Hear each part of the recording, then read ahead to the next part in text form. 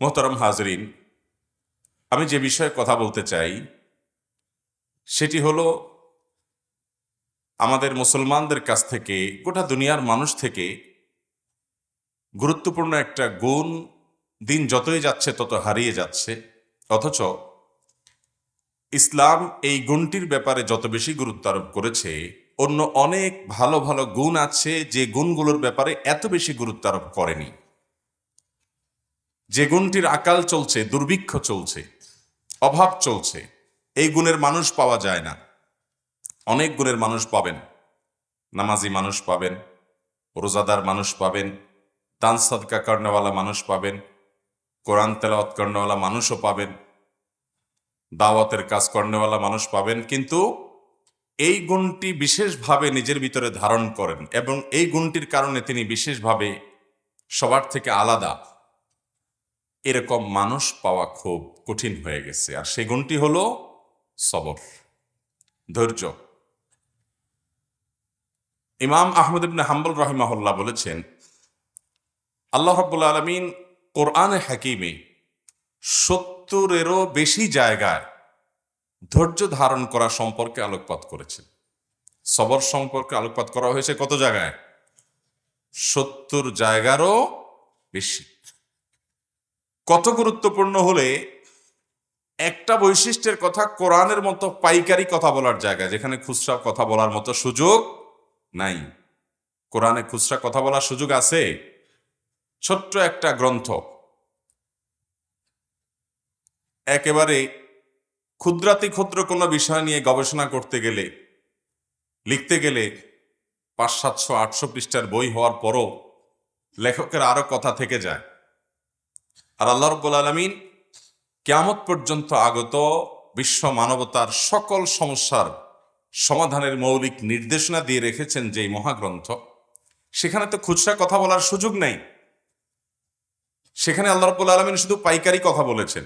এজন্য নামাজ সম্পর্কে পর্যন্ত দেখবেন যে কোরআনে ডিটেইল আলোচনা নাই, সেখানে শুধুমাত্র সংক্ষিপ্ত আকারে আল্লাহ তাআলা নামাজের নির্দেশ করেছেন, সালাতের নির্দেশ করেছেন। সালাত সম্পর্কে বিস্তারিত বিবরণ আছে নবী করিম সাল্লাল্লাহু আলাইহি সাল্লামের হাদিসে। এই জন্য এই পাইকারি কোরআন, যেখানে অতি গুরুত্বপূর্ণ বিষয় ছাড়া অন্য বিষয়ে কথা বলার সুযোগ পর্যন্ত নেই, সেখানে শুধুমাত্র এই সবর একটা গুণ সম্পর্কে 70 বারেরও বেশি আলোকপাত করা হয়েছে। এটা সহজ বিষয় না। একজন ঈমানদার এখান থেকে শিক্ষা গ্রহণ করবে যে আমি ভালো মুসলমান হওয়ার জন্য এই গুণটায় গুণান্বিত হওয়ার কোনো বিকল্প পথ আমার সামনে খোলা নাই। আল্লাহ তাআলা এতবার বলেছেন, বোঝা গেছে ঈমানদারের দুনিয়া এবং আখিরাতের সফলতার অন্যতম পূর্ব শর্ত হলো সবরকারী হওয়া, ধৈর্যশীল হওয়া, সহনশীল হওয়া, ঠান্ডা মাথার মানুষ হওয়ার চেষ্টা করা। এত বেশি গুরুত্বপূর্ণ যে আল্লাহ তাআলা কোরআনের পাতায় পাতায়, জায়গায় জায়গায় এই সম্পর্কে আলোকপাত করেছে। শুধু এটি নয় মোহতারাম হাজরিন, ঈমান ঈমানদারের সবচেয়ে বড় সম্পদ, মূল সম্পদ। এটা না থাকলে কোনো ভালো কাজের ভ্যালুই হবে না। কিন্তু ঈমানের পর ইবাদত, এটা যেরকম গুরুত্বপূর্ণ, মানুষের আখলাক, ম্যানার্স, মানুষের দৈনন্দিন জীবনে তার আচরণ কার সাথে কেমন হবে, কোথায় কি করবেন, এই বিষয়টি এত বেশি গুরুত্বপূর্ণ যে সালাতের ডিটেইল ব্যাখ্যা করার দায়িত্ব আল্লাহ রাব্বুল আলামিন নবী করিম সাল্লাল্লাহু আলাইহি সাল্লামকে দিয়েছেন। তার হাদিসে তিনি ব্যাখ্যা করেছেন, বিশ্লেষণ করেছেন। কিন্তু ম্যানার্সের ব্যাপার আল্লাহ রাব্বুল আলামিন খুলে খুলে, ধরে ধরে বর্ণনা করেছেন। আপনি সূরা হুজুরাত যদি খোলেন, দেখবেন 17-18টা আয়াত বিশিষ্ট একটা ছোট্ট সূরা, সম্ভবত 26 পারায়। এই সূরার একেবারে প্রথম থেকে শেষ পর্যন্ত একজন ঈমানদারের আখলাক কেমন হবে, চরিত্র কেমন হবে, আচরণ কেমন হবে, ম্যানার্স কেমন হবে, খুলে খুলে একটা একটা করে পয়েন্ট আল্লাহ তাআলা বর্ণনা করেছে। আপনি দেখবেন কারোর বাসায় প্রবেশের আগে, আমরা আজকাল দেখা যায় যে অফিসে বাসা যাওয়ার আগে আমরা থেমে গিয়ে অনুমতি নেই যে আমি কি আসতে পারি, এবং এই অনুমতি নেওয়া মানুষটাকে আমরা মনে করি লোকটা খুব ভদ্র মানুষ, খুব সচেতন মানুষ, দায়িত্বশীল মানুষ, হুট করে কোথাও ঢুকে যায় নাই, অনুমতি নিচ্ছে। এই ম্যানার্সটা আমাদের অনেকের কাছে মনে হচ্ছে যে আজকাল সমসাময়িক যুগে বোধহয় চালু হয়েছে। কোরআন এই ম্যানাজটা শিখিয়েছে আমাদেরকে 1450 বছর আগে প্রায়। আল্লাহ রাব্বুল আলামিন এত খুলে খুলে বলেছেন যে তোমরা কারোর বাসায় গেলে আগে অনুমতি নাও, তুমি ভেতরে যাবে কিনা। যদি অনুমতি না দেওয়া হয়, কোনো আওয়াজ কেউ না দেয়, তাহলে কেউ আসে কিনা এটা দেখার জন্য উকি মেরে ভিতরেও যাবে না, এটাও অভদ্রতা। তুমি ওখান থেকে ফিরে যাও, এই ফিরে যাওয়াটাই তোমার জন্য কল্যাণকর। এত ডিটেইল আলোচনা যাকাত সম্পর্কে আল্লাহ তাআলা করেন নাই, সিয়াম সম্পর্কে আল্লাহ তাআলা করেন নাই, সালাত সম্পর্কে আল্লাহ তাআলা করেন নাই। হ্যাঁ, সেগুলোর দায়িত্ব আল্লাহ তাআলা রাসূল আকরাম সাল্লাল্লাহু আলাইহি সাল্লামকে দিয়েছেন, তার হাদিসে বিস্তারিত বিবরণ এসেছে। কিন্তু আখলাকের ব্যাপারটা এত গুরুত্বপূর্ণ যে আল্লাহ তাআলা স্বয়ং নিজে এক একটি বিষয়কে খুলে খুলে খুলে খুলে বর্ণনা করেছে। মোহতারাম হাজিরিন, এই জন্য নবী করিম সাল্লাল্লাহু আলাইহি সাল্লাম তিরমিজি বর্ণিত হাদিসে বলেছেন, মা মিন শাইইন ইউদাউ ফিল মিজানে আথকালু মিন হুসনিল খুলুক। মিজানের পাল্লায় যত নেক আমল উঠানো হবে, বান্দার আখলাক, তার আচরণ, তার ম্যানার্স, মানুষের অধিকার সম্পর্কে সচেতনতা, এই বিষয়গুলো, আখলাকের বিষয়গুলো, এই আমলগুলো যখন বান্দার মিজান এনে কামলের পাল্লায় উঠবে, তো অন্য সমস্ত আমলের চাইতে এই আমলটা অনেক বেশি ভারী হবে। আমল পরিমাণ হবে কিন্তু মিজানের পাল্লাকে অনেক ভারী করে দিবে। নবী করিম সাল্লাল্লাহু আলাইহি সাল্লাম আরেক হাদিসে বলেছেন, আনা যাইমুন বিবাইতিন ফি আলাল জান্নাহ, জান্নাতের সর্বোচ্চ শিখরে, সর্বোচ্চ জায়গায়, সর্বোন্নত জায়গায় আমি আল্লাহর কাছ থেকে ওই মানুষদেরকে পাইয়ে দেওয়ার দায়িত্ব নিচ্ছি, লিমান হাসানা খুলুকাহ, যারা তাদের আখলাকটাকে সুন্দর করতে পারে। সুন্দর আখলাকের সবচেয়ে বড় যে গুণ, সেটি হলো সবর এবং ধৈর্য। যার মধ্যে সবর যত কম, তার ভিতরে কল্যাণ তত কম। যার ভিতরে ধৈর্য যত বেশি, তার ভিতরে কল্যাণ তত বেশি। নবী করিম সাল্লাল্লাহু আলাইহি সাল্লাম এক সাহাবীকে, এক ব্যক্তিকে দেখে বলেছেন, ফিকা খাসলাতাইন, তোমার ভিতরে দুটি গুণ আছে। এর ভিতরে একটা হলো আল হিলমু, আর একটা আছে ওয়াল আনাত। তোমার ভিতরে সহনশীলতার একটা গুণ আছে, ধীরস্থিরতার একটা গুণ আছে, ঠান্ডা মাথায় সব কাজ করা। এই গুণটাকে আল্লাহ তাআলা অনেক বেশি ভালোবাসেন এবং পছন্দ করেন। মোহতারাম হাজিরিন, এই সবর এবং ধৈর্য, এটা আজ আমাদের ঘরে ঘরে অনেক বেশি পাওয়া যায় না? অভাব আছে, অভাব আছে। অভাব শুধু আমাদের বড়দের মধ্যে নেই, ছোট ছোট পিচ্ছি পিচ্ছি পোলাপানও দেখবেন এমন বেসবরের বেসবর। আমরা যখন ছোটবেলায় ছোট ছোট বাচ্চাদেরকে দেখছি, আপনারাও দেখছেন, কাদা মাটিতে গড়াগড়ি খেয়েছে, খানা দিলে খাইছে, খুব বেশি ক্ষুধা লাগছে তো একটু কান্নাকাটি করছে, বেশি জোরে ধমক দিছে তো চুপ হয়ে গেছে, ঠিক না? আর এখনকার অবস্থা কি? পিচ্ছি পিচ্ছি পোলাপান দেখবেন যে চুলের থেকে নুন খসলে, চুন থেকে নুন খসলেই দেখবেন যে আসার ফিজা শুরু করছে, চিল্লাচিল্লি শুরু করছে, ধমক শুরু করছে, সবাই অস্থির, তাকে কোনোভাবে ঠান্ডা করা যায় না। মা বাবা অনেক সময় গর্ব করে বলে যে খুব রাগী, মানে ভাবখানা এমন যে এটা খুব ইতিবাচক একটা বিষয়। ছেলে যে অসুস্থ, মেয়েটা যে অসুস্থ, বাচ্চাটা যে অসুস্থ, এটা বোঝার ক্ষমতাও তার নাই। মোহতারাম হাজরিন, এই সবর এবং ধৈর্য, একজন ইমানদার এই গুণটা যত বেশি নিজের মধ্যে অর্জন করতে পারবে, সে আল্লাহ তাআলার কাছে তত প্রিয় মানুষ হতে পারবে, আল্লাহর নৈকট্য তার তত বেশি অর্জন হবে। কারণ আল্লাহ তাআলা কোরআনে কারিমে ঘোষণা করেছেন, ইন্নাল্লাহা মাআস সাবিরিন, আল্লাহ তাআলা ধৈর্যশীল মানুষদের সাথে। আল্লাহর সাহায্য, আল্লাহর নসরত এবং আল্লাহর মাইয়াত, এটা হবে, আল্লাহর নৈকট্য হবে সবরকারী মানুষদের সাথে, না রাগী মানুষদের সাথে।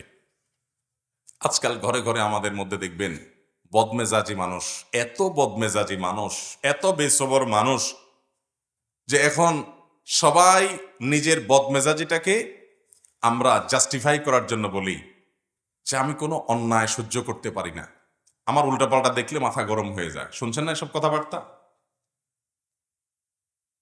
এই কথা যে বলে, ওই আল্লাহর বান্দা দেখবেন নিজে বহুত অপকর্ম, বহুত অপরাধ, বহু গুনাহ ঠান্ডা মাথায় করে যাচ্ছে।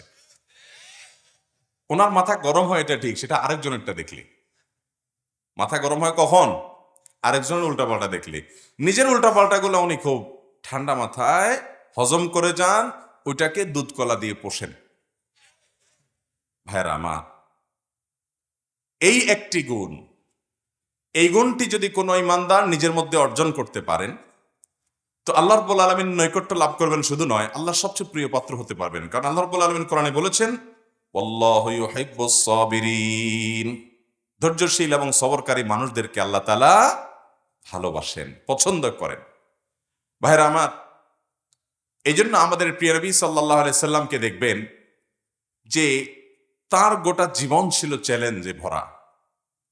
শত বাধা, শত বিপত্তি, শত চ্যালেঞ্জকে কিভাবে ওভারকাম করতে হয় ঠান্ডা মাথায়, খুব বিচক্ষণতার সাথে, খুব চিন্তাশীল ভাবে প্রতিটা কাজকে তিনি সম্পাদন করে মাত্র 23 বছরের জীবনে, নবী হওয়ার পর 23 বছর সুযোগ পেয়ে গোটা পৃথিবীর মোড় পরিবর্তন করে দিয়ে চলে গেছেন।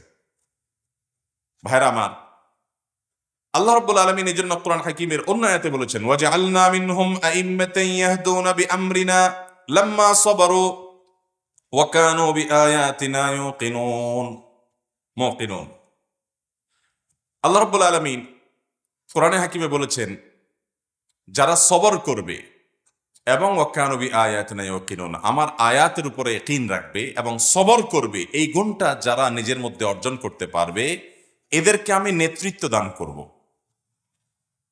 এরা ইমাম হবে এবং আমার পথে মানুষকে নির্দেশ করবে, আহ্বান করবে। আল্লাহ রাব্বুল আলামিন নেতৃত্ব দিবেন সবরের মাধ্যমে। নবী করিম সাল্লাল্লাহু আলাইহি সাল্লাম গোটা পৃথিবীর মানুষের অবস্থার পরিবর্তন করার জন্য নেতৃত্ব দিয়েছেন। গোটা পৃথিবীর মানুষকে জাহান্নামমুখী যাত্রা থেকে ফিরিয়ে জান্নাতমুখী করে দিয়েছেন। এই দুনিয়ার যে পট পরিবর্তন করেছেন, গোটা পৃথিবীর অন্ধকার দূর করে আলোতে পরিপূর্ণ করে ফেলেছেন। তার মধ্যে যে বৈশিষ্ট্যগুলো আল্লাহ তাআলা দিয়েছেন, নবী হিসাবে, রাসূল হিসাবে দুনিয়ার লিডারি করার জন্য, নেতৃত্ব দেওয়ার জন্য, তার ভিতরে অন্যতম গুণ ছিল সবর এবং ধৈর্য।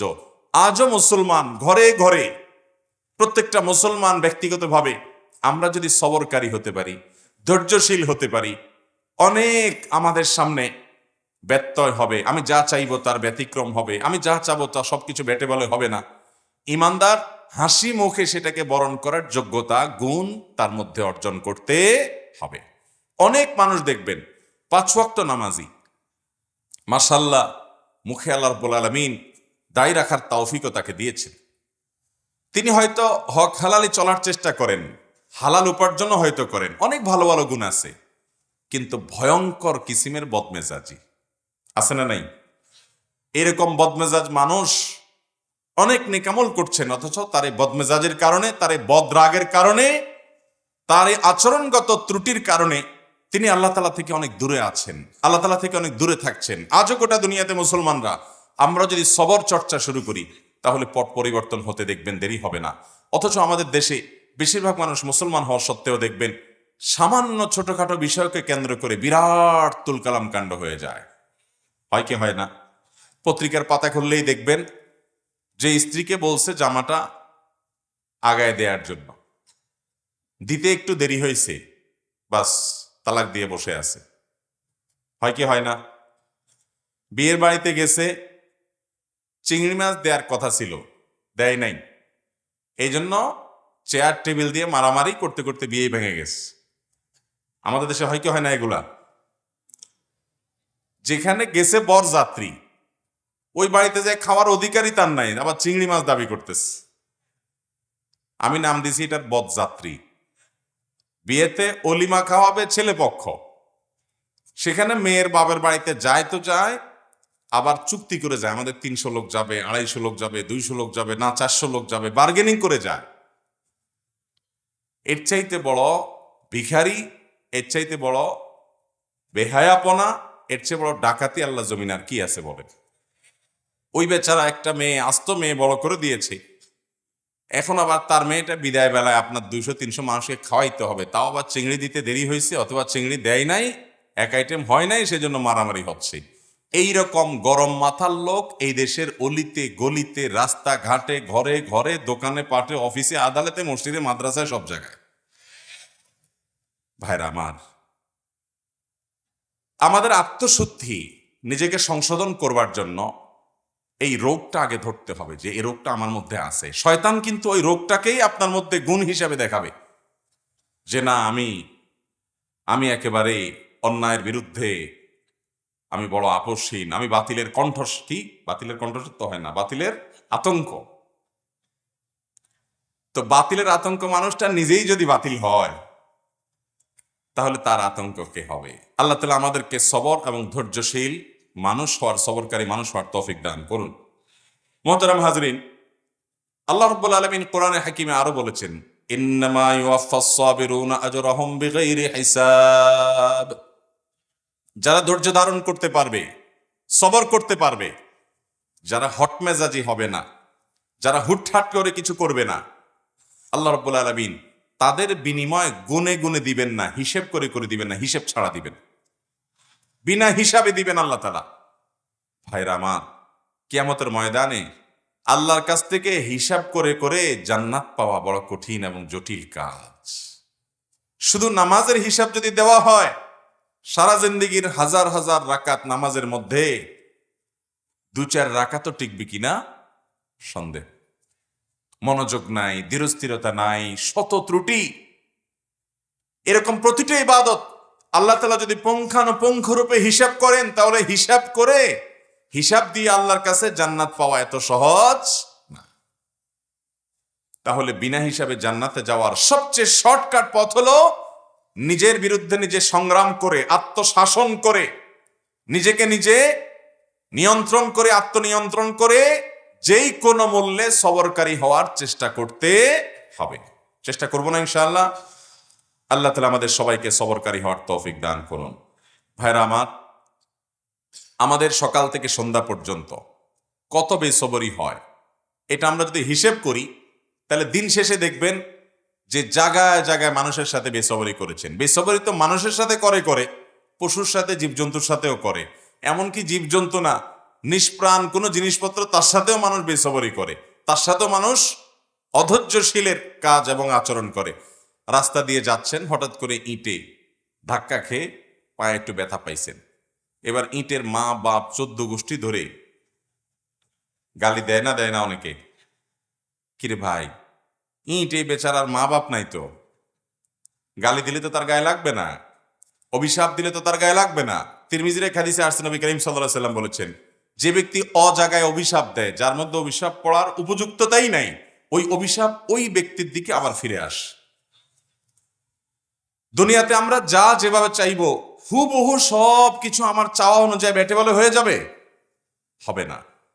ইমানদার সে যখন এইভাবে আল্লাহ তাআলার ফয়সালা, আল্লাহ তাআলার তাকদীরকে চিন্তা করবে, তখন তার জন্য সবর করা সহজ হয়ে যাবে।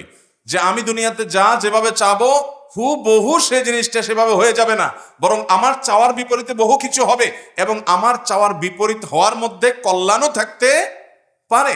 এই কথা চিন্তা করে ইমানদার আরো হেসে দিবে যে হায় রে, এত চেষ্টা করলাম, এত কিছু করলাম, কিন্তু হলো না। তাহলে বোঝা গেছে আল্লাহর ফয়সালা ছিল না হওয়ার, তাহলে আমি অযথাই তো এই পরিশ্রম এবং চেষ্টা করছি। তাহলে জেদ না করে, ক্ষোভ না করে, জেদ না ঝেড়ে, বরং আল্লাহর ফয়সালাটা জানতে পারার পর হাসি মুখে সেটাকে বরণ করার মানসিকতা থাকতে হবে। এর নাম হলো সবর এবং ধৈর্য। ভাইরা আমার, সবরকারী ব্যক্তি সম্পর্কে নবী করিম সাল্লাল্লাহু আলাইহি সাল্লাম বলেছেন, যে ব্যক্তি কোনো জায়গায় খুব রাগ ঝাড়ার ক্ষমতা আছে, অনেক রাগ ঝাড়ার ক্ষমতা আছে, এবং রাগ করার মতো ইস্যু তৈরিও হয়েছে, কিন্তু সে নিজেকে নিয়ন্ত্রণ করে রেখেছে, নিজেকে কন্ট্রোল করে রেখেছে, সে বেসবর হয় নাই, সবর করেছে। নবী করিম সাল্লাল্লাহু আলাইহি সাল্লাম বলেছেন, এই গুণের মানুষ যখন আল্লাহর সঙ্গে সাক্ষাৎ করবে কিয়ামতে, তাকে আল্লাহ রাব্বুল আলামিন জান্নাতের হুরাইন থেকে যেটা খুশি সেটা নির্বাচন করার ইখতিয়ার শুধু তাকে দিবেন। অতএব সবর করার চেষ্টা করবো তো ইনশাআল্লাহ।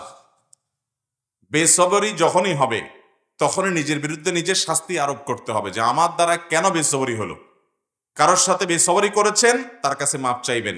কোন জায়গায় বেসবরি করেছেন, তার প্রায়শ্চিত্ত নিজের উপর নিজে আরোপ করবেন, একটা কাফারা লাজিম করবেন। দেখবেন আপনার আখলাক সুন্দর হয়ে গেছে। বেসবরকারী মানুষকে আল্লাহও অপছন্দ করেন, বান্দারাও দেখতে পারে। আর সবরকারী মানুষকে আল্লাহ তাআলা ঘোষণা দিয়েছেন কোরআনে, আল্লাহু ইউহিব্বুস সাবিরিন, ধৈর্যশীল ঠান্ডা মাথার মানুষগুলোকে আল্লাহ তাআলাও পছন্দ করেন এবং দুনিয়ার মানুষও এই মানুষগুলোকে পছন্দ করে এবং ভালোবাসে। মুহতারাম হাজিরিন, নবী করিম সাল্লাল্লাহু আলাইহি ওয়াসাল্লাম নিজেকে নিয়ন্ত্রণ করার গুরুত্ব বোঝাতে গিয়ে একবার সাহাবীদেরকে দেখলেন যে কোন এক জায়গায় তাদের জটলা পড়ে গেছে। কি হয়েছে? সেখানে কোন একটা কুস্তি বা এই টাইপের কোনো খেলাধুলা কম্পিটিশন চলছে। তো একজন খুব বাহাদুর কিসিমের আছে, শক্তিশালী, এই পলোয়ান কিসিমের মানুষটাকে কেউ হারাতে পারছে না, তার সাথে যে কম্পিটিটর আছে সবাইকে সে হারায় ফেলা। তখন সবাই অবাক হয়ে যাচ্ছে, সবচেয়ে বড় বীর এই লোকটা।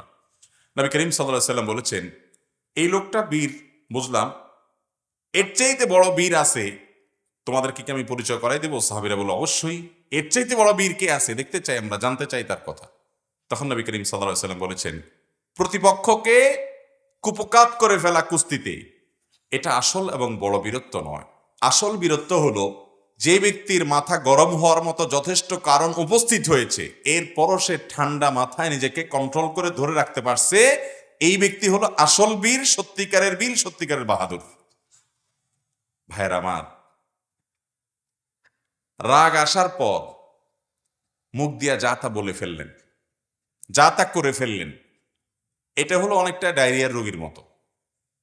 ডায়রিয়ার রোগী, এই বেচারার রোগটা যখন চরম পর্যায়ে পৌঁছায় যায় তখন এতটাই ডাইরেক্ট হয়ে যায় সে আর কন্ট্রোল করে আটকায় রাখতে পারে না। বিছানায় পড়ে যায়, রাস্তায় টয়লেটে যেতে যেতে মাঝপথে পড়ে যায়, কাপড় চোপড় নষ্ট হয়ে যায়, যেখানে সেখানে নষ্ট হয়ে যায়।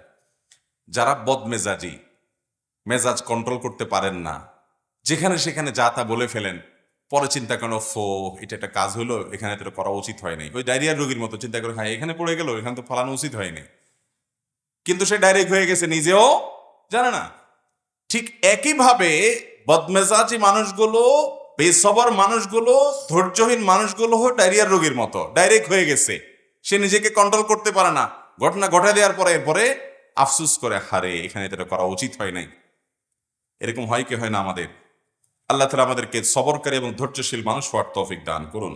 মোহতারাম হাজরিন, নবী করিম সাল্লাল্লাহু আলাইহি সাল্লাম বুখারী বর্ণনায় বলেছেন, লান ইউতা আতাউন খায়রান ওয়া আওসা মিনাস সবর। সবরের চাইতে, ধৈর্যের চাইতে সবচেয়ে বড় সম্পদ এবং সবচেয়ে বড় দান আল্লাহ তাআলার তরফ থেকে অধিক কল্যাণ আর কোনো কিছু দেওয়া হয় নাই। যাকে এটা দেওয়া হয়েছে সে সবচেয়ে বেশি কল্যাণ অধিকারী হয়েছে, সে সবচেয়ে বেশি আল্লাহ রাব্বুল আলামিনের কাছ থেকে মঙ্গলের অধিকারী হয়েছে, সে সবচেয়ে বড় দামি সম্পদ পেয়েছে, যে তাকে আল্লাহ তাআলা সবর এবং ধৈর্য দিয়েছে। কোরআনে হাকিম আল্লাহ তাআলা আরো বলেছেন, ইয়াকুম মিনকুম 20 সাবিরুন, তোমাদের মধ্যে 20 জন যদি ধৈর্যশীল মানুষ থাকে, মুসলমানদের মধ্যে 20 জন ধৈর্যশীল মানুষ যদি থাকে, তাহলে আল্লাহ রাব্বুল আলামিন ঘোষণা দিয়েছেন, ইয়াগলিবু মিআতাইন, তারা 200 জন মানুষের সাথে লড়াই করে জিতে যাবে। 200 জনের সাথে 20 জন জিতবে যদি কি থাকে? সবরকারী থাকে, ধৈর্যশীল মানুষ থাকে। তার মানে সবরকারী মানুষকে আল্লাহ তাআলা দুনিয়াতে বিজয় দেন, সাফল্য দেন, একটু সময়ের অপেক্ষা। আর বদমেজাজি মানুষ জায়গা জায়গা বেইজ্জত হয়, অপমান হয়, দুনিয়া ধ্বংস হয়, আখিরাত ধ্বংস হয়, সে কখনো শেষ হাসি হাসতে পারে না। দুনিয়াতে যত নবী রাসূল এসেছেন, প্রত্যেক নবী রাসূলকে আল্লাহ তাআলা সবরের পরীক্ষা নিয়েছেন, কঠিন থেকে কঠিন পরীক্ষা নিয়েছেন, আর তারা সবাই সে পরীক্ষা উত্তীর্ণ হয়েছেন। আপনি দেখেন, একেবারে শুরু থেকে দেখবেন আদম আলাইহিস সালামের জীবনে পরীক্ষা ছিল, তিনি সবর করেছেন। সুলাইমান আলাইহিস সালাম মহারাজা ছিলেন, গোটা দুনিয়ার রাজত্ব করেছেন, তারপরও পরীক্ষা এসেছে। রাজত্ব কিছু সময়ের জন্য চলে গেছে, নানামুখী পরীক্ষা আরো এসেছে, সবর করেছেন। দাউদ আলাইহিস সালামের জীবনে পরীক্ষা এসেছে, সবর করেছেন। আইয়ুব আলাইহিস সালামের জীবনে মহা পরীক্ষা এসেছে, সবর করেছেন। ইউনূস আলাইহিস সালামের জীবনে পরীক্ষা এসেছে, তিনি সবর করেছেন। কঠিন সময় আল্লাহ তাআলার নবী মূসা আলাইহিস সালামের জীবনে এসেছে, তিনিও সবর করেছেন। মুহাম্মদ সাল্লাল্লাহু আলাইহি সাল্লামের পুরো জীবনই তো কঠিন আর কঠিনে ভরা, তিনিও সবর করেছেন। শুধু তিনি নন, তিনি ইরশাদ করেছেন, আশাদ্দুন নাসি বালাআন আল আম্বিয়া সুম্মাল আমসাল ফাল আমসাল।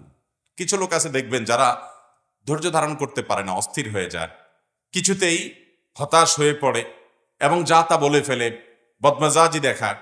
এই মানুষগুলো বলে আমার কপালটাই খারাপ, যেদিকেই যায় সেদিকে বাধা। আছে না নাই এই কথা বললা লোক, যে যেদিকে যায় সেদিকে। ভাইরা আমার, নবী করিম সাল্লাল্লাহু আলাইহি সাল্লাম বলেছেন আল্লাহর কাছে সবচেয়ে প্রিয় মানুষ কে? আল্লাহ কাকে সবচেয়ে বেশি পছন্দ করেন? ইন্নাল্লাহা ইযা আহাব্বা কওমান ইবতালাহুম। আল্লাহ যখন কোনো মানুষকে, কোনো সম্প্রদায়কে পছন্দ করেন তখন তাদেরকে পরীক্ষায় ফেলেন, কঠিন কঠিন পরীক্ষা এবং বিপদ দেন। আল্লাহ তাআলা পরখ করেন যে এই ব্যক্তি কতটা ধৈর্য ধারণ করতে পারে, যদি আল্লাহ তাআলা সবকিছু জানেন, আলিমুল গায়ব। অতএব নবীদের জীবনে সবচেয়ে বেশি বিপদ আসছে। আপনি আমাদের নবী করিম সাল্লাল্লাহু আলাইহি সাল্লামের পুরো জীবন ইতিহাস পড়েন, পুরো সিরাত পড়েন, দেখবেন যে মক্কার জীবনে পদে পদে বাধা। মক্কা থেকে মদিনা চলে আসছেন আর শান্তির ফুলগোধারা চালু হয়েছে, ব্যাপারটা এরকম না। বরং সেখানেও দেখা গেছে সেখানকার ইয়াহুদিরা ডিস্টার্ব করেছে, মক্কার মুশরিকরা ডিস্টার্ব করেছে, আশপাশে বেদুইনরা ডিস্টার্ব করেছে, নানামুখী বাধা, মুনাফিকদের ডিস্টার্ব, একের পর এক শুধুমাত্র ডিস্টার্বই ডিস্টার্ব, বিপদই বিপদ।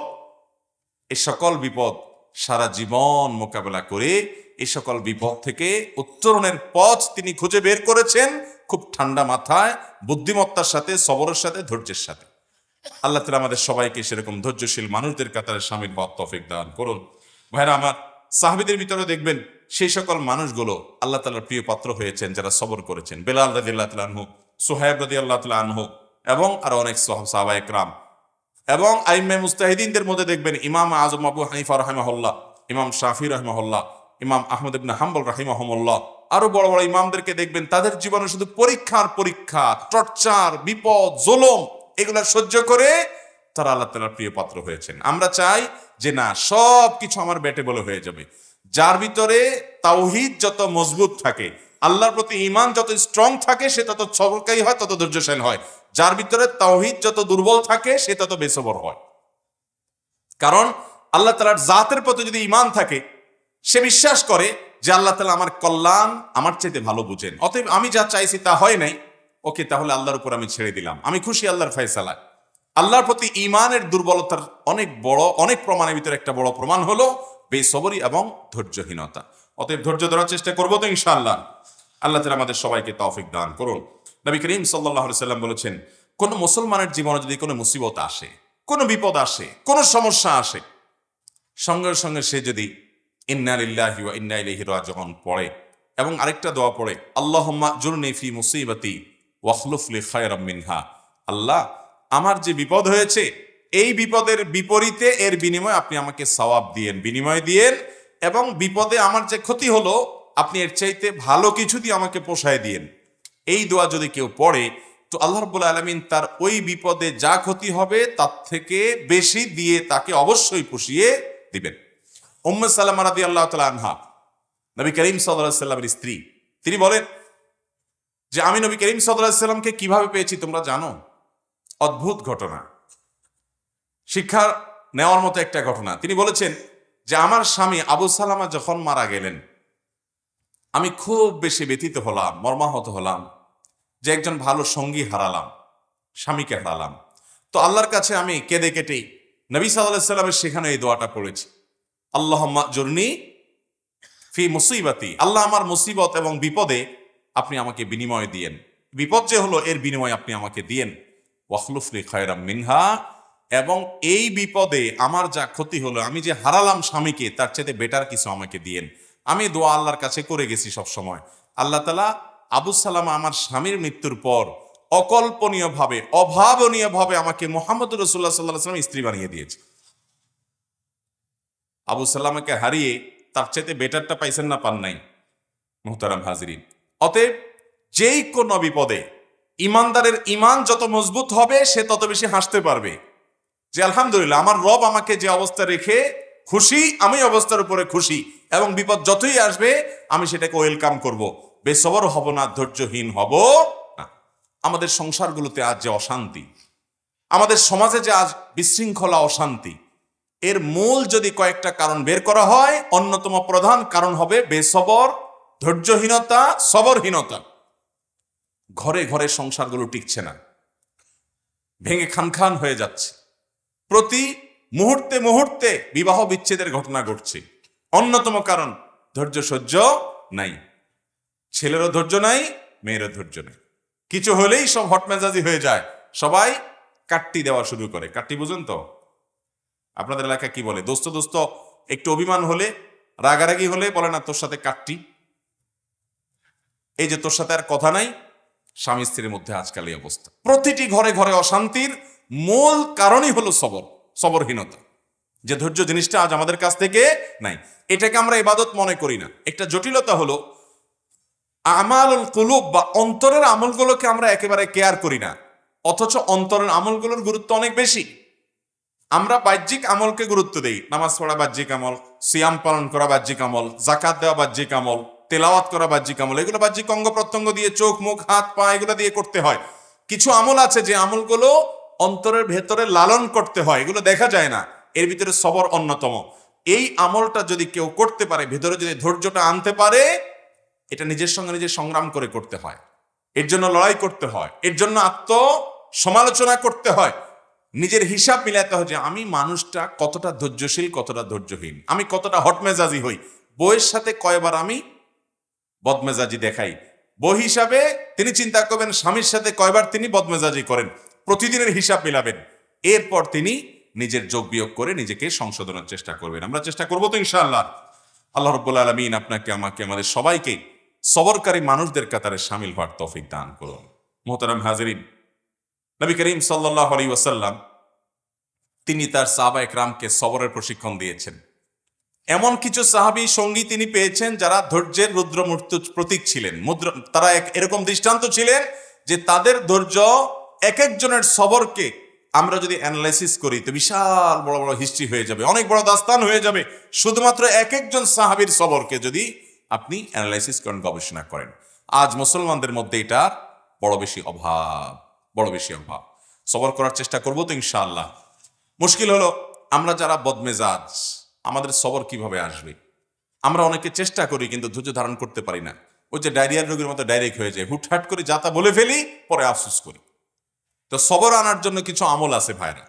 নাম্বার 1, আপনার ভিতরে সবর আনার জন্য আপনি প্রতিনিয়ত আল্লাহ রাব্বুল আলামিনের কাছে দোয়া করবেন যে আল্লাহ আপনি আমাকে সবর এবং ধৈর্য ধারণ করার তৌফিক দান করেন। যে কোনো বদামল দূরের জন্য আল্লাহ তাআলার কাছে পানাহ চাইতে হয়। নবী আলাইহিস সালাম পানাহ চাইতেন, এই জন্য আল্লাহর কাছে দোয়া করতে হবে। নাম্বার 2, ধৈর্যশীল মানুষদের সাথে থাকতে হবে। কিছু মানুষ আছে দেখবেন যে তুফান হয়ে গেছে, কিন্তু উনি ঠান্ডা মাথায় সবকিছু ডিল করছেন, অস্থির হচ্ছেন না, হুলস্থুল করছেন না, এবং খুব ঠান্ডা মাথায় উনি শান্ত মেজাজে সব কিছু ডিল করে ফেলছেন, সব কিছু সমাধান করে ফেলছেন। এরকম কিছু ঠান্ডা মাথার মানুষ সব সমাজে আছে। এই মানুষগুলোকে খুঁজে খুঁজে বের করে এদের সাথে থাকবেন। দেখবেন যে আপনি যেটার কারণে আগুন হয়ে যেতেন, উনি সেটার ব্যাপারে দেখবেন যে একেবারে ঠান্ডা পানির মতো শীতল, উনি একেবারে অস্থিরতা দেখাচ্ছেন না। এরকম মানুষগুলোর সোহবত এবং সান্নিধ্য আপনাকে সবরকারী হতে সহায়তা করবে। এটা সব দিকেই পাবেন। কিছু না কিছু মানুষ পাবেন যে তারা খুব বেশি সবর করতে পারে, তাদের মধ্যে আত্মনিয়ন্ত্রণ ক্ষমতা অনেক বেশি। তাদের সান্নিধ্যে যত বেশি থাকবেন তত বেশি আপনার মধ্যে এই সবর করার মানসিকতা আসবে ইনশাআল্লাহ। নাম্বার 3, যদি কখনো আপনার রাগ দেখানোর মতো পরিস্থিতি তৈরি হয়, আপনি নিজেকে বলবেন ঠিক আছে রাগ দেখাবা তুমি, কিন্তু এখন না, একটু পরে। যদি কিছু সময় ক্ষেপণ করতে পারেন, এরপরে যদি রাগ করেনও, সেই রাগটা হবে ব্যালেন্সেড রাগ, সেটাতে বেসবরের কোনো কিছু থাকবে না। একেবারে সেটা দেখবেন যে ভারসাম্যর সাথে আপনি একেবারে রাগ করতে পারবেন, যে রাগে ক্ষতিকর কিছু হবে না। আর যদি যখন হট মেজাজ হলো না এখনই আমি এটা দেখে ছাড়বো, তাহলে শেষ হবে, আর সামনে আগাইতে পারবেন না। যত বদমেজাজি মানুষ আছে এরা দেখবেন যে তৎক্ষণাৎ কিছু একটা করে ফেলতে চায়। যদি তারা সবর করে নিজেকে আটকায় রাখতে পারে যে ঠিক আছে করব, আর একটু পরে, একদিন পরে করেন, দেখবেন রাগ অটোমেটিক অর্ধেকে নেমে গেছে। কথা কি বুঝাতে পারছি? নাম্বার 4, সবর নিজের ভিতরে আনার জন্য বদমেজাজ এবং রাগ নিয়ন্ত্রণের যে আমলগুলো আছে সেগুলো করবেন। সে আমলগুলো কি কি? নাম্বার 1, আউযু বিল্লাহি মিনাশ শাইতানির রাজিম বেশি বেশি করে পাঠ করা। কোরআন কারীম আল্লাহ বলেছেন ইম্মা ইয়ানজাগান্নাকা মিনাশ শাইতানি নাজগুন ফাস্তাইয বিল্লাহি মিনাশ শাইতানির রাজিম। শয়তান যদি তোমাদেরকে খোঁচা দেয়, এই যে মানুষকে রাগায়, বদমেজাজ করে, আখেরাত ধ্বংস করে, দুনিয়া ধ্বংস করে। এজন্য শয়তান যদি তোমাকে খোঁচায় যদি বদমেজাজ বানায় বা ক্ষতিগ্রস্ত করতে চায়, তাহলে আউযু বিল্লাহি মিনাশ শাইতানির রাজিম বলবে, এটা আল্লাহর নির্দেশনা। এজন্য শয়তান থেকে পানাহ চাইতে হয় বদমেজাজ হলে, রাগ হলে। এক ব্যক্তি নবী করিম সাল্লাল্লাহু আলাইহি সাল্লামের সময় রাগ হচ্ছিলেন, খুব রাগান্বিত, ক্রোধান্ধ হয়ে গেছে, রাগে অগ্নিশর্মা হয়ে গেছে। নবী সাল্লাল্লাহু আলাইহি সাল্লাম দূর থেকে দেখে বলছেন, এই লোকটার মধ্যে যে প্রচন্ড রাগ দেখা যাচ্ছে, খুব বদমেজাজ হয়ে গেছে, ইন্নিল্লা আ'লামু কালিমাতান, আমি একটা বাক্য জানি, এই বাক্যটা যদি সে বলে তার রাগ কমে যাবে। তখন নবী সাল্লাল্লাহু আলাইহি সাল্লাম তাকে শুনিয়ে শুনিয়ে দূর থেকে সেই বাক্যটা পাঠ করলেন, সেটা হলো আউযু বিল্লাহি মিনাশ শাইতানির রাজিম। এই বাক্য পাঠ করার পর ওই লোকটা দূর থেকে শুনে তিনি ওই বাক্যটা পাঠ করলেন এবং তার বদমেজাজি আল্লাহ রাব্বুল আলামিন দূর করলেন। ভাইরা আমার, আমরা হলো তো যায়া বলতাম, এ ভাই তোমার মাথা এত গরম হয়ে গেছে, তোমাকে একটা দোয়া শিখাই দিই, এই দোয়াটা করলে সাথে সাথে তোমার মাথা ঠান্ডা হয়ে যাবে, তুমি আউযু বিল্লাহি মিনাশ শাইতানির রাজিম পাঠ করো। এটা তার কাছে যাই আর রাগের মুহূর্তে বললে দোয়া সে নেওয়া তো দূরের কথা, বরং বক্সিন একটা আপনার নাকের ভিতর মারার আশঙ্কা ছিল, কিছু থাকবে কি থাকবে না। নবী করিম সাল্লাল্লাহু আলাইহি সাল্লামের হিকমা দেখেন, উনি নবী হওয়ার পরও উম্মতকে পর্যন্ত সরাসরি এইরকম পরিস্থিতিতে কোনো কিছু বললে সে মানতে পারে কি পারে না, সেজন্য তার কাছ থেকে নবী আলাইহিস সালাম সে আশা করছেন না যে তাকে এই মুহূর্তে বলা যাবে, তিনি দূর থেকে বললেন এবং তিনি শুনে শুনে ঠান্ডা হলেন। এই জন্য আউযু বিল্লাহি মিনাশ শাইতানির রাজিম পাঠ করবেন। যাদের মধ্যে খুব রাগ বেশি আছে, ধরেন আপনার বউ, বাসার স্ত্রী অনেক রাগী, যতই বুঝান কোনো কাজ হয় না, তো যে খাবারগুলো সে খায়, যে পানীয়গুলো খায়, আউযু বিল্লাহি মিনাশ শাইতানির রাজিম 7 বার পড়ে ফু দিবেন। আবার দেখে যেন না ফেলে, খবরদার, দেখলে কিন্তু খবর আছে, বলবো যে কি মন্ত্র পড়ে কি করছো, আরেক যুদ্ধ বাঁধবে কিন্তু। এই জন্য আর যদি দেখায় করতে চান তাহলে আগে আগে বলবেন, দেখো আমি কিন্তু কোনো ঝামেলা করতেছি না, শুধু আউযু বিল্লাহ পড়ে ফু দিচ্ছি। তো যদি বলে যে আউযু বিল্লাহ পড়ে কেন ফু দিছো, যদি বলেন যে তোমার রাগ অনেক বেশি, তাহলে আরেক যুদ্ধ হইতে পারে, এটা আরেক মুসিবত, এটা সাবধানে করতে হবে। একই কথা পুরুষদের বেলায়, মহিলারা পুরুষদের জন্য আমলটা করবেন, বাচ্চাদের জন্য এই আমলটা অনেক বেশি উপকারী। যেটা বলছিলাম শুরুতে, আজকাল বাচ্চারা সব ক্রেজি হয়ে গেছে, সব বাচ্চা দেখবেন ঘরে ঘরে ক্রেজি বুঝেন তো, মানে সব রাগী, এমন রাগী যে শুধু ভাঙচুর করবে চতুর্দিকে। অথচ আগে বাচ্চাদেরকে এত বদমেজাজি দেখা যেত না। এটার অনেক কারণ থাকতে পারে, আমার নিজস্ব একটা ভাবনা আছে। এর একটা কারণ আমার কাছে মনে হয়, সেটা হলো আজকাল বাচ্চাদেরকে আমরা নানান ভিডিও গেমস ইত্যাদিতে এত বেশি অভ্যস্ত করেছি, কার্টুন এত বেশি দেখাই, বিভিন্ন ডিভাইস দিয়ে এত বেশি খেলার জন্য তাদেরকে সুযোগ দিয়েছি যে এগুলোতে তারা সারাদিন শুধু মারামারি কাটাকাটি দেখে। গেমসের মধ্যে সে দেখে সামনে যা আছে সব শেষ করে ফেলো, ঠিক না? ঠিক, গুলি করতে থাকো, তুমি সামনে আগাইতে পারবা, গুলি করতে পারো না তুমি শেষ। সাপ লুডু খেলতেছো, তাহলে সব খেয়ে ফেলো, তাহলে তুমি সামনে আগাইতে পারো। এই যে অন্যকে শেষ করলে সামনে আগানো যায়, আমাদের দেশেও দেখবেন যে এই অবস্থা।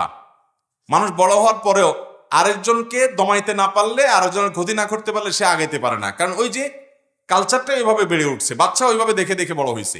এই জন্য দেখবেন বাসায় কোনো মেহমান আসলে অনেক সময় দেখবেন ছোট পোলা পাইন ওই আঙ্কেলকে দেখে এরকম ধরে ঠুস ঠুস ঠুস ঠুস করে, হাত দিয়ে পিস্তল মারে। তার মানে কি, ও সারাদিন মারামারি দেখছে, ও জানে সামনে যা আসে সব শুধু ঠুসঠাস করতে হয়, ফাইট করতে হয়, এটাই শিখছে।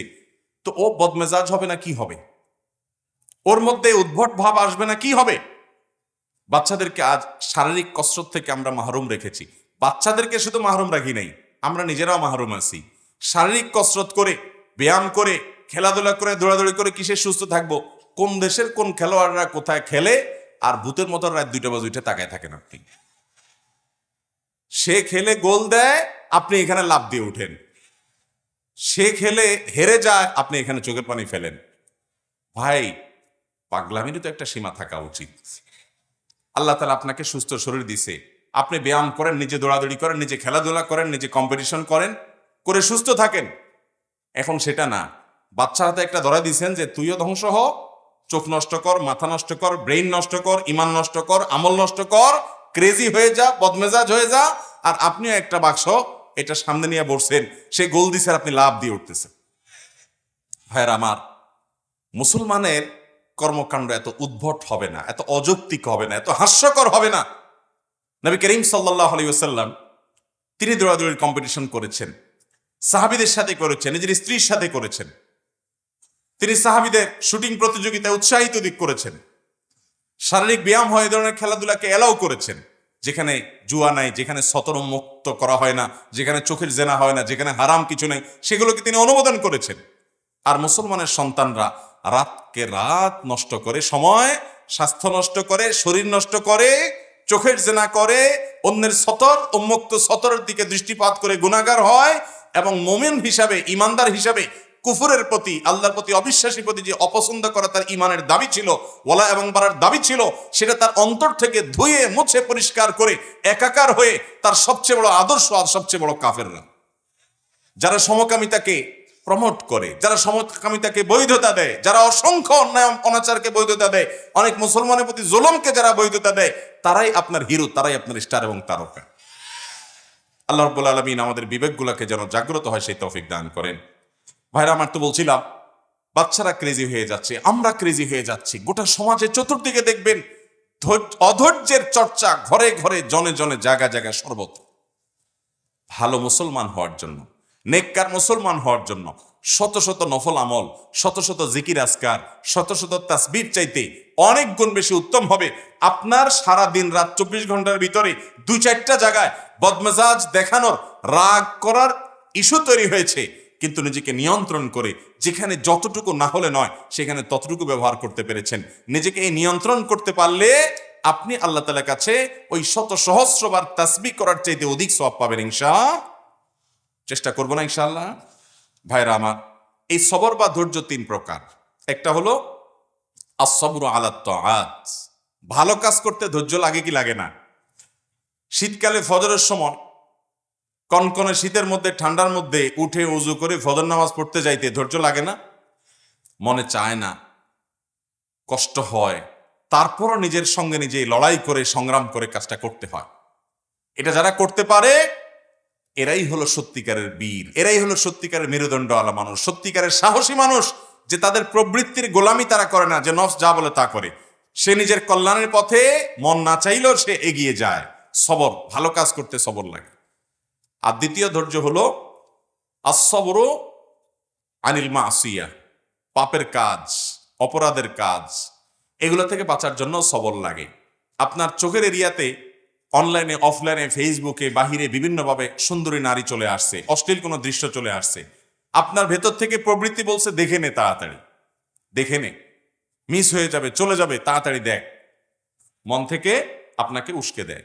আপনি তখন যদি নিজেকে আটকে রাখতে পারেন, নিয়ন্ত্রণ করতে পারেন, সবার মানি হলো হাবসুন নফস, নিজেকে নিয়ন্ত্রণ করা, যে না আমি দেখবো না, আমার আল্লাহ নিষেধ করেছেন, হারাম। এটা যদি করতে পারেন তাহলে সেক্ষেত্রে এটা হলো গুনাহ থেকে সবর করা। এটা করতে পারলে, একটা জয়ীফ হাদিস দ্বারা প্রমাণিত, একটা জয়ীফ হাদিসে বর্ণিত হয়েছে, যদি এরকম বদনজরের গুনাহ কেউ করার সুযোগ তৈরি হয় আর সে যদি নিজেকে নিয়ন্ত্রণ করতে পারে, তাহলে আল্লাহ রাব্বুল আলামিন তাকে ঈমানের স্বাদ তৎক্ষণাৎ অনুভব করার তৌফিক দান করেন। আপনি খেয়াল করেন, কোন সুন্দরী নারী বা অশ্লীল কোনো দৃশ্য যেটা দেখা আপনার জন্য হারাম, যেটা আপনার মনকে অস্থির করে দিবে, যেটা আপনার মনের জেনার দিকে নিয়ে যাবে, যেটা আপনাকে অন্যান্য জেনার দিকে নিয়ে যাবে, সেটা দেখা আল্লাহ তাআলা হারাম করেছেন। ওই জিনিসটা যদি আপনি দেখেন, দেখলে সাথে সাথে একটু নগদ স্বাদ পাবেন, মজা পাবেন, ঠিক আছে, কিন্তু পরক্ষণে অস্থির হয়ে যাবেন। এটা হলো অনেকটা চুলকানির মতো। চুলকাইতে অনেক মজা পাবেন, কিন্তু চুলকানির পরে জ্বলবে, ঠিক না ভাই? ঠিক। দেখার পর যখন চোখের আড়াল হয়ে যাবে, এরপর আপনি অস্থির হয়ে যাবেন, হায় হায় কই গেল, কারণ তো দাঁড়ায় থাকবে না আপনার জন্য। আর যদি আপনি না দেখেন, কষ্ট করে নিজেকে নিয়ন্ত্রণ করেন, সবর করতে পারেন যে আমি দেখব না, তাহলে এর ফলশ্রুতিতে কিছুক্ষণ পরে, প্রথমে একটু কষ্ট হবে, কিছুক্ষণ পরে আপনার ভিতরে এক ধরনের স্বাদ, এক ধরনের তৃপ্তি অনুভব হবে, যে আমি আল্লাহ তাআলার আদেশ রক্ষা করতে পেরেছি, আমি নিজেকে নিয়ন্ত্রণ করতে পেরেছি, আমার মেরুদণ্ড আছে, আমি ডায়রিয়ার রোগী না, ডায়রিয়া হয়ে যাই নাই, নিজেকে কন্ট্রোল করতে পারছি। যাদের কন্ট্রোলিং পাওয়ার নেই, যেখানে সেখানে কাইত হয়ে যায়, যেখানে সেখানে যা তা মনে চায় সেটা করে ফেলে, তারা হলো বেসবর। একজন ইমানদার তিনি যখন গুনাহ থেকে বাঁচার জন্য এরকম চেষ্টা করেন, কসরত করেন এবং জিতে যান, তো এই ব্যক্তি হলেন প্রকৃত সবরকারী। আল্লাহ তাআলা আমাদেরকে প্রকৃত সবরকারী হওয়ার তৌফিক দান করুন। তাহলে সবর 3 প্রকার। একটা হলো ভালো কাজ করতে গেলে মনে চায় না, কষ্ট হয়, তারপরও ভালো কাজ করা, এটা এক প্রকারের সবর। মন্দ কাজ বা খারাপ কাজ করতে মনে চায়, যথেষ্ট কারণ আছে, তারপরও মন্দ কাজ করে না, ধৈর্য ধারণ করে। এটা হলো দ্বিতীয় প্রকার। আর তৃতীয় প্রকার সবর হলো আস-সবরু ইনদাল মুসিবা বা ইনদাল মাসায়েব। বিপদ আপদের সময় অধৈর্য না হয়ে আল্লাহ রাব্বুল আলামিন যে বিপদ আমাকে দিয়েছেন এর মধ্যে কল্যাণ আছে, এই বিশ্বাস এবং ইয়াকিন রেখে কোনো কল্যাণ না হোক সওয়াব তো অবশ্যই পাবো। নবী করিম সাল্লাল্লাহু আলাইহি সাল্লাম বলেছেন, আজাবান লি আমরিল মুমিন ইন্না আমরাহু কুল্লাহু খায়র। ঈমানদারের বিষয়টা দেখে আমার কাছে বড় অদ্ভুত লাগে, আমি আশ্চর্য হই, বড় পিকুলিয়ার ঈমানদারের পুরো জীবনটা, তার জন্য শুধু কল্যাণই কল্যাণ। হাতির মতো মরলেও লাখ, বাঁচলেও লাখ, ঈমানদারের জীবনে ক্ষতি বলতে কিছুই নেই। কারণ ইন আসাবাহু খায়রুন, ঈমানদারের জীবনে যদি ভালো কিছু অর্জন হয় তখন সে শাকারা, আল্লাহ শুকর আদায় করে।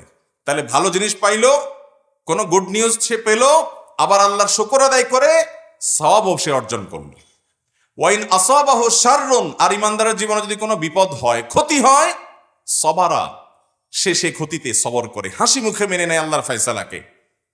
ফাকানা খায়রুল্লাহ, তখন তার বিপদে যে ক্ষতি হলো সবর করার মাধ্যমে এর চাইতে বেশি তার আমল নামা আল্লাহ তাআলা সওয়াব দিয়ে তাকে পুষিয়ে দেন, এবং এই ক্ষতি যেটা হয়েছে আল্লাহ তাআলা পরবর্তীতে এটাকে আরো অনেক বেশি কিছু দিয়ে তাকে পুষিয়ে দেন। তাহলে ঈমানদারের জীবনে হারাবার মতো কোনো কিছুই নাই। তার জীবনে ছোট বড় যে কোনো সময় সে নিজেকে নিয়ন্ত্রণ করার চেষ্টা করে। আমরা সবর করার চেষ্টা করব তো ইনশাআল্লাহ। আজ থেকে আসুন তাহলে আমরা একটু সংকল্প করি, শপথ করি যে আগামীকাল থেকে সকাল থেকে রাত পর্যন্ত আমরা শোয়ার আগে একটু হিসেব মেলাবো। মুশকিল শোয়ার আগে তো আমাদের টাইম নেই, কারণ মোবাইলে মোনাজাত ধরতে ধরতে আমাদের ঘুমাইতে হয়, ঠিক না ভাই? ঠিক, দুই হাতে মোনাজাত ধরে এত লম্বা মোনাজাত যে ঘুমের চোটে মুখের উপরে মোবাইল পড়ার আগ পর্যন্ত ঘুমায় না। এহতেসাব, নিজের হিসাব নিজে মিলানো। আমি তো জান্নাতের পথযাত্রী ভাই, কোন জায়গায় দাঁড়িয়ে আছি? আমি যে জায়গায় দাঁড়িয়ে আছি এই পথের মাথায় কি জাহান্নাম আছে না জান্নাত আছে, হিসাব মিলানোর সময় নেই। অবসর সময়গুলো আজ এই মোবাইল ফোন নিয়ে গেছে, ফেসবুক নিয়ে গেছে, ইউটিউব নিয়ে গেছে। এক্ষেত্রে আমরা ডাইরেক্ট হয়ে গেছি, ওই যে ডায়রিয়া রোগীর মতো স্ক্রল করতেছে আঙ্গুল দিয়ে, কত দূর যাচ্ছে, মাইলকে মাইল স্ক্রল করে যাচ্ছে। যদি সূক্ষ্ম কোনো যন্ত্রপাতি দিয়ে চেক করা যেত তাহলে এই আঙ্গুলটার মাথা দেখতেন যে অনেক ক্ষয় হয়ে গেছে।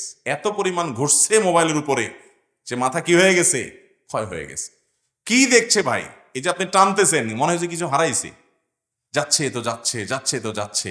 ভাইরা আমার, এরকম লাগামহীন হয়ে যাওয়া, নিয়ন্ত্রণ হয়ে যাওয়া, এটাও সবরের খেলাফ। নিজেকে নিয়ন্ত্রণ করতে হয়। এই জন্য রাতে শোয়ার আগে হিসাব মিলাবো যে আজকের দিনে আমি কয়জনের সাথে রাগ দেখাইছি। আপনাকে শয়তান কিন্তু বুঝাবে না তুমি তো অন্যায় রাগ করো নাই, তুমি ন্যায়সঙ্গত ভাবে রাগ করছো, ঠিক আছে। রাগ করাটা দোষের না। আল্লাহ এই জন্য বলেছেন, ওয়াল কাযিমিনাল গায়যা ওয়াল আফিনা আনিন নাস ওয়াল্লাহু ইউহিব্বুল মুহসিনিন। যারা নিজেদের রাগকে সংবরণ করতে পারে এবং যারা মানুষকে ক্ষমা করতে জানে, এবং আল্লাহ রাব্বুল আলামিন ভালোবাসেন যারা মানুষ প্রতি অনুগ্রহ করে।